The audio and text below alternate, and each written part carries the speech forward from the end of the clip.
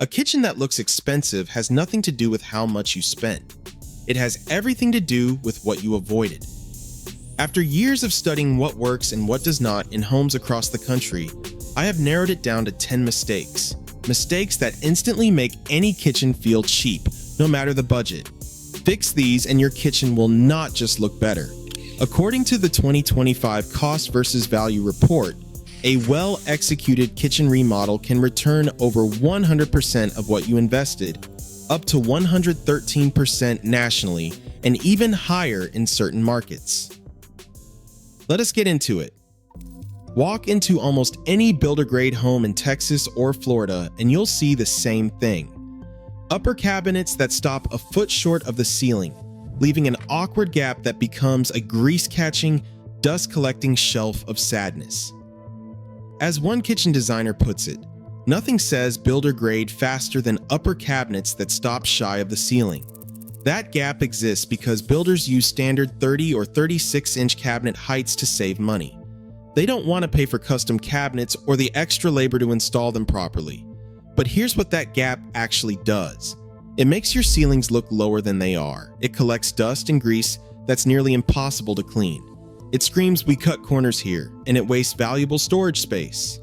You have three options depending on your budget. You can add substantial crown molding that bridges the gap, which works best for gaps under 6 inches and costs around $200 to $500 for materials, though this varies by region. You can build a simple wood panel or drywall soffit from the cabinet tops to the ceiling, painted the same color as your walls or cabinets, for approximately $300 to $800 depending on labor rates in your area. Or you can stack smaller upper cabinets on top of your existing ones, extending all the way to the ceiling. This actually adds storage and costs $1,500 to $4,000 or more depending on your kitchen size and cabinet quality. If you're building new or doing a full remodel, specify cabinets that go to the ceiling from the start. Yes, the top shelf will require a step stool, but that's better than a permanent dust collection ledge. Now, let's talk about something that might hit close to home for a lot of you. For over a decade, the dream kitchen looked exactly the same. White shaker cabinets, white quartz countertops, white subway tile backsplash, and matte black hardware. It photographed beautifully for Instagram. It looked stunning in real estate listings, and now it looks completely generic. Industry experts have noticed the shift. As one designer says bluntly, as we emerged from the COVID era, everyone went crazy over cold white shaker cabinets. Now, they say, these kitchens are swiftly falling out of favor, at least in terms of resale value. The problem isn't white itself. The problem is the formula. White cabinets plus white quartz plus white subway tile equals every flip house in America. It feels cold and sterile. It shows every fingerprint and stain. And it dates your kitchen from 2018 to 2022. White can work, but execution matters. Swap stark white for warm white. Benjamin Moore's White Dove or Sherwin-Williams Alabaster instead of pure white. Add a contrasting island in navy, forest green, or a warm wood tone. Choose stone with character like Taj Mahal quartzite or Calicut Viola marble with natural veining instead of plain white quartz. Mix your metals, brushed brass, and matte black together, not just black everywhere. If you already have an all-white kitchen, the easiest fix is painting your island a contrasting color. Costs $200 to $500 for paint and supplies. Impact? Immediate. Everyone wants a kitchen island. It's the social hub, the prep station, the homework zone. But I see two extremes constantly. Too big, an enormous island that swallows the entire kitchen, leaving 30 inches of clearance that turns cooking into an obstacle course. Or too small, a tiny island that can barely fit a cutting board, making it decorative rather than functional. The general rule is you need at least 42 to 48 inches of clearance on all sides of your island. Anything less and you'll constantly be bumping into it, struggling to open appliance doors and blocking traffic flow. Here's the math most people ignore. If your kitchen is less than 13 feet wide, you probably shouldn't have an island at all. U-shaped kitchen, the opening needs to be at least 10 feet to accommodate an island. Want island seating? Each person needs 24 inches of space minimum. A 2025 survey from a major European kitchen manufacturer found that over 60% of new projects are now replacing planned islands with peninsulas or wall units. While this data comes from European markets, the same trend appears to be emerging in American cities with smaller homes. Designers report similar shifts in New York, San Francisco, and other high-density areas where square footage comes at a premium. Before committing to an island, tape out the dimensions on your floor. Live with it for a week. Actually walk around it while cooking. If your kitchen is too small for a proper island, consider a peninsula that connects to existing cabinets, a movable butcher block on wheels you can push aside, or a slim breakfast bar attached to the wall. And if you already have an oversized island, consider downsizing or replacing it with something narrower. Sometimes less really is more. You walk into a brand new $500,000 home in the Atlanta suburbs, and the kitchen has a grid of recessed can lights and nothing else. Maybe a single pendant that came free with the builder's package.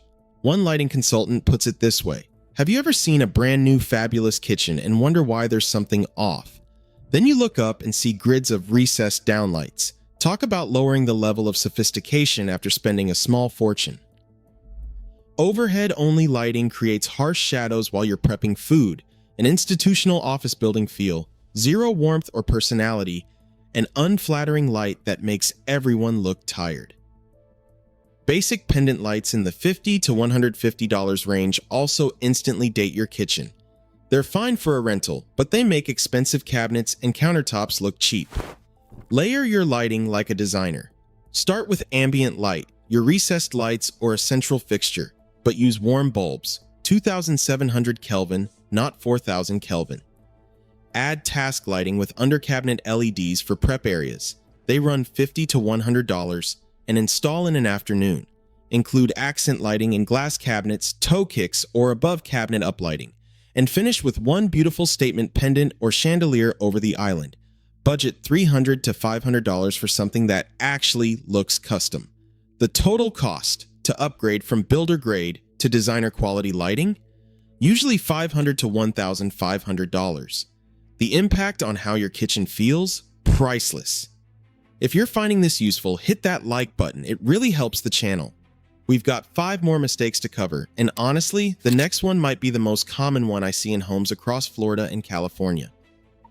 The refrigerator sticks out 6 inches past the cabinets. The microwave is sitting on the counter because nobody planned where it would go. There is an awkward 3-inch gap next to the dishwasher. As one interior designer explains, the easiest way to make a kitchen look cheap is to choose big box store appliances that are not properly sized or integrated into the overall design. There is nothing worse than the awkward sized gaps around appliances or a microwave on the countertop. This happens because people buy appliances after the cabinets are installed, choose appliances based on sales rather than dimensions, or assume standard size means everything will fit. That protruding refrigerator breaks the visual line of your entire kitchen. Those gaps collect crumbs and make everything look unfinished. If you are planning a remodel, choose your appliances first, then design cabinets around them. Measure twice, order once. Consider counter depth refrigerators, 24 inches deep versus standard 30, for a built-in look without the built-in price. If you are stuck with existing gaps, custom filler panels that match your cabinet material can close small gaps. A cabinet depth refrigerator replacement is worth the investment. Build a dedicated appliance garage to hide countertop items. For the microwave situation specifically, a microwave drawer runs about $1,000 to $1,500 installed, or an over-the-range model gives you back valuable counter space. The work triangle, the path between your refrigerator, sink, and stove, has been the foundation of kitchen design for decades, and people ignore it constantly. I've seen kitchens where you have to walk 15 feet from the fridge to the stove. Kitchens where the sink faces a wall and you cook with your back to everyone. Kitchens where opening the oven blocks access to the refrigerator. When your work triangle is broken, cooking takes longer because you're walking unnecessary steps. Multiple people can't work in the kitchen together. It feels exhausting instead of efficient. You'll resent your kitchen every single day. The ideal work triangle, according to the National Kitchen and Bath Association, Has sides between 4 and 9 feet with a total perimeter between 13 and 26 feet. Not too cramped, not too spread out. If you're planning a remodel, prioritize the triangle over aesthetics. That beautiful range placement against the far wall might look great in photos, but if it's 12 feet from your sink, you'll hate it. For existing kitchens with poor flow, add a prep sink closer to your cooking zone. Install a small refrigerator drawer near the stove for frequently used items, or create dedicated zones for prep, cooking, and cleaning. Sometimes you can't fix a fundamentally flawed layout without a gut renovation, but you can make it better by adding secondary work areas. Remember when granite with brown speckles was the ultimate luxury? Remember glass mosaic backsplashes, waterfall edges on everything? Now those kitchens look stuck in 2012. The same thing is happening right now with quartz that has thick, oversized veining trying too hard to look like marble. High gloss everything. Overly industrial open shelving with metal piping. Stark matte black on every surface. Kitchen remodels are expensive. According to industry data, a mid-range kitchen remodel typically costs $30,000 to $70,000, depending on scope, materials, and your local market, with median spending around $60,000, according to House's 2024 survey. If your material choices date your kitchen in 5 years, you've made a very expensive mistake. Design experts specifically call out quartz with thick, oversized veining and busy granite countertops, particularly when paired with a travertine or glass tile backsplash, as trends that are quickly aging. Stick with materials that have stood the test of time. Natural stone with subtle movement like honed marble, quartzite, or soapstone. Simple ceramic subway tile backsplash. Yes, subway is fine. It's the all-white everything combo. That's the problem. Real wood or high-quality wood look for warmth. Brushed or matte metal finishes, not high-polished chrome or brass. If you want to incorporate trends, do it in replaceable elements. Hardware, light fixtures, bar stools, accessories, not your $8,000 countertops. And if you fixed any of these yourself, I'd love to hear what worked. Open shelving looked amazing in that Pinterest photo. Perfectly arranged white dishes, a single artful ceramic bowl, copper measuring cups that have never actually measured anything. Then you installed it in your real kitchen, where you have mismatched mugs, where grease from the stove coats everything, where your kids knock things over. Open shelving in a working kitchen collects grease and dust constantly, requires obsessive organization to look good, reduces your actual storage capacity, and makes everything you own visible all the time. As one designer put it, open shelving can look gorgeous when perfectly styled, but it isn't always practical. Dust, clutter, and limited storage make it a trend to avoid in excess. If you have open shelving and hate it, replace it with glass front cabinets. You still see your pretty dishes, but they're protected. Add cabinet doors to existing shelves, or use open shelves only for items you use daily and can keep organized. If you really want the open shelf look, limit it to one small section. Keep it away from the stove. Use it for display only, not working storage. And be honest about your lifestyle. If you're not naturally organized, this will be a constant source of frustration. 2 backsplash mistakes I see constantly. First, the backsplash that stops 4 inches above the counter. A cheap partial installation that looks unfinished. Second, the backsplash that's so busy it competes with your countertops, creating visual chaos. A partial backsplash is like wearing a shirt that doesn't quite cover your stomach. It draws attention to where it stops, rather than creating a cohesive look. And a busy backsplash paired with veined countertops creates what some designers call visual competition. 2 focal points fighting for attention that make your kitchen feel chaotic instead of calm. For height, take your backsplash all the way up to the bottom of your upper cabinets. If you don't have upper cabinets in that area, go at least 18 inches up, or better yet, all the way to the ceiling. For pattern, pick one statement element. Dramatic countertops with simple, neutral backsplash, or simple countertops with a statement backsplash. Never both at maximum volume. The current designer favorite? Taking the countertop material up the wall as a countersplash, one continuous material from counter to ceiling. It's clean, seamless, and eliminates the grout maintenance issue entirely. You spend $15,000 on beautiful cabinets and then install $2 builder-grade knobs from the big box store. It's like wearing a designer suit with plastic buttons. Hardware is the jewelry of your kitchen. It's what your hands touch every single day. It's what visitors notice up close.